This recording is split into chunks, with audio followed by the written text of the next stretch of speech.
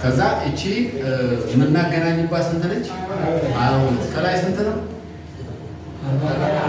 40 አይደል? ቅድም ያልኳችሁ ወይም ዝም ብሎ ነችን ስሯት እቺን እዚህ ጋር 22 ከላይ 40 ጥልቀቱ ስንት ነው?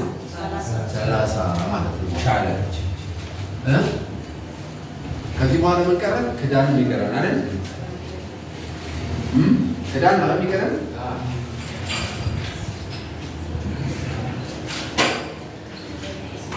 ይሄው ያለቀው ይሄን ይመስላል። ከዚህ እቺ ስንት ነች? 22 ብለናል። እዚህ ጋር እንጨት አለ፣ እዚህ ጋር እንጨት። ከዛ መውጫው በዚህ ወይ በዚህኛው ሰራላችሁ። ከላይ 40 እቺ 22 ይሄ 30 ይሄ ስንት ነው? 1 ሜትር ማለት ነው። 1 ሜትር ማለት ነው። ያለቀው ይሄን ይመስላል ማለት ስትሰሩ መጀመሪያ ይሱ ይቀድማል። እቺና ያቺ ጥርስ ከዛ ይሄ ትሰራላችሁ። መጨረሻ ላይ ትሰራላችሁ ማለት ነው።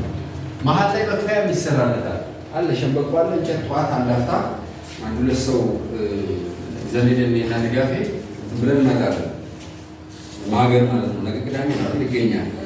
ስለዚህ እሱ እናደርጋለን። አሁን ያልነገርኳችሁ ምንድን ነው? ክዳን ጎበዝ። እንግዲህ ማንም እንደሚሰራው ነው ማለት ያለባችሁ። ያለቀው እናንተ አትመርኩትም፣ ግን እንዲህ አይነት ይሰራል። አይታችኋታል። እቺ ከውጭና ከውስጥ ተሰርታ ምን መጨመሪያ አለች? አንደኛዋ እናትን ማገጃ ወደፊት፣ ሁለተኛው ደግሞ ምንድን ነው? ጣውላ ነገር አስገብተን ንቁ ትንሽ ቢሆንብን እስከሚጠነክር ምን እናደርጋለን? እንከፍልበታለን። ዲቪዥን ቦርድ ያላት እሷ ነች።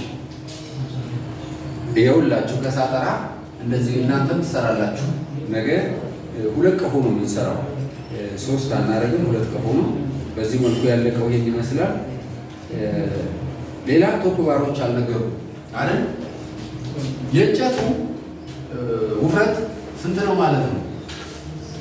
40 ሳንቲሜትር ነው አይደል? 2 እንኳን ቢሆን 4 ይሆናል። ስለዚህ 48 ነው ጠቅላላ። የዚህ ቁመቱ ስንት ነው? 48። ከዚህኛው ጥርስ እስከዚህ ስንት ነው?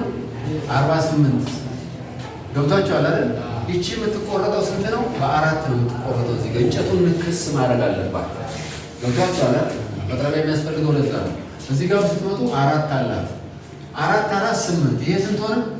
40 ሆነ ማለት ነው። እንደዛ ይሰራል። የእንጨቱ ውፍረት ስንት ነው? ስንት ነው ያልኳችሁ? 33.2 ማለት ነው። ከክርክር እስከ ክርክር 40 ግን የእንጨቱ ውፍረት ይወስናል። እንጨቱ 4 ነው ማለት ነው። 4 ያኛው 4 እንጨት ድፍን እንጨት ስለምንሰራ ግን ጠርበን ከቀነስ ነው ባለ 3 ቢሆን በዛው ልክ እንጀራው ይጨምራል። አሁን ምን ጋር ምን አለ? ስለዚህ ይቀንስባችኋል። ስለዚህ ምን ማድረግ አለብን? እቺ 48 ነች። ውፍረቷ 3.2 ሴንቲሜትር ነው። ጠቅላላ ከ27 እስከ 30 ይፈጃል። ያን ሽንክል ከሆ ፍሬሙ ስንት ነው? ከ27 እስከ 30 የሚል ያው ከ27 እስከ 30 በቁጥር ይሄ ከቀርከሃ ሲሰራ ወይም ከሸንበቆ መጀመሪያ ከመረብረባችሁ በፊት እንዲህ ማስተካከል ያስፈልጋል። ትክክለኛ አይታችኋል። ይሄን ልጠው ታስተካክለው ቆርጠው ከዛ በኋላ ነው እንጂ አንዱ ወጣ አንዱ ቀጥ ያለ እንጨት ነው የሚመረጠው። በጣም ቀጥ ያለ እንጨት ይመረጣል። እሱን ሰራላችሁ። ክዳን ይሄ ምንድን ነው? ክዳን ነው። እቺ ስንት ነች? 1 ሜትር ከ10 ሳንቲሜትር ጻፏት። 1 ሜትር ከ10 ሳንቲሜትር በስንት ነው?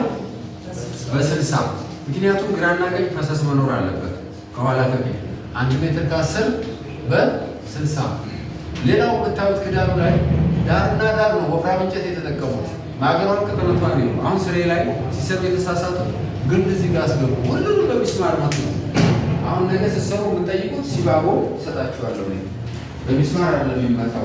እሺ፣ በሲባጎ እንጠቀማለን። ሲባጎ እንትን እያልን ማለት ነው። ከዛ በኋላ ውፍረት ካለ ማገሩ ላይ ሲያልፍ አይከፈልም። እንትን ይሆንባቸዋል። ምን ይሆናል? ያነሰዋል ወደ ላይ ለጥ ብሎ አይዝም። ስለዚህ ጥልቅ ብሎ እንዲገባ ታደርጉታላችሁ። ማገሮቹን ከላይ ታደርጋላችሁ። ከላይ ጠርዘኛው ላይ ጠርዝ አስይዛችሁ ከላይ ይረበረብና ይተበተባል። በዚህ መልኩ ያማረ ክዳን መስራት ይቻላል ማለት ነው። ይኸው ሴቶቹ እንግዲህ ሲሰሩ እያያችሁ ያለቀው ይሄ ነው። አሁን ሸራ ከተጠቀምን እኛ ሸራ እንጠቀምም፣ ሳር ነው የምንጠቀመው። አካባቢው ላይ ያለውን ነገር ሊፋፋ ወረቀትና ሳር በሳር ትገናላችሁ። ያለቀው ርብራብ ይሄን ይመስላል። ይኸው ከዚህ ጀምራችሁ ማየት በትክክል ተቆርጦ ግን እንትን ቆዳ ካለ ቆዳው ምን ማድረግ አለብን? መላጣ አለብን ከላዩ ላይ ባዛው እንደዛ ማለት ነው። ያው በቡድን ስለሚሰራ እንደዚህ ነው። ጣውላ ያለው ደግሞ በዚህ በጣውላ ይሰራ። ይሄ አራርሳ ይባላል። የኛ ሞዴል ገበሬ ነው። ይሄ ቅድም ያልኳችሁ ደቻሳ በቀለ የሚባለው በጣም ማስተር ያደረገ ሰው ነው፣ ጎበዝ ነው። እና ኤኒዌይስ ይሄን ይመስላል። ዛሬ በዚህ ጨርስና ጠዋት የት ነው የምንገናኘው? በታች አሁን ወደ ታች አርጋታ ሄደን ወይም ደግሞ ከተቻለ እቃዎችን ሰብሰብ አድርገን እንልና ምን እናደርጋለን ማለት ነው። ሳይቱን ታውቃላችሁ። ስንት ሰዓት ነው? ጊዜ ሰዓት 9 ከ20 ነው። እኛ ብዙም አትጅብን። አንድ ነገር የምትይዙልን ይችል ሁሉም አንዳንድ ይዛላችሁ ልጆቹ ከዛችን ይዘ